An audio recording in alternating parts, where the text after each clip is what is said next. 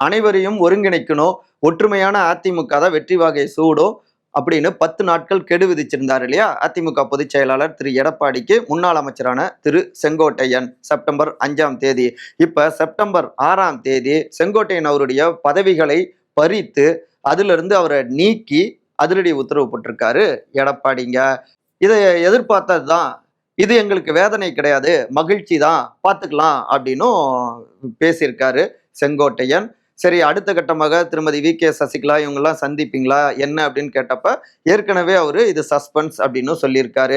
ஏன் அவருடைய பதவிகளை கட்சி பதவிகளை பறிச்சாரு அப்படின்னா, அவர் சொன்னதை அக்செப்ட் பண்ணா அடுத்தடுத்து எல்லோரும் இதே போல பேச ஆரம்பிப்பாங்க.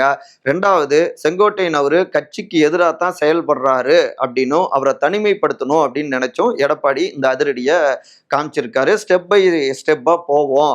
அடுத்த கட்டமாக இதே போல அவரு பஞ்சாயத்தை இழுத்துட்டு இருந்தா கட்சியிலிருந்து நீக்கலாம் என்கிறவரை அவங்க யோசிச்சுட்டு இருக்காங்க. செங்கோட்டையன் அவரை பொறுத்த வரைக்கும் பாருங்க, கட்சி வெற்றி பெறணும், தொடர்ந்து 10 தோல்விகளை சந்திச்சிருக்கு, 11 தோல்வியா மாறிடக்கூடாது, அதுக்கு எல்லோரும் ஒற்றுமையாக இருக்கணும் அப்படின்னு நாங்க எல்லோரும் போராடுறோம்.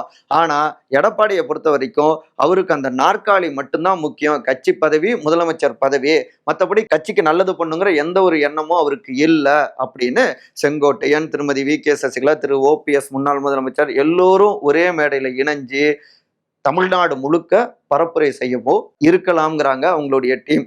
அப்படி செய்தால் இது செங்கோட்டையனின் தர்ம யுத்தமாகவும் இருக்கும்.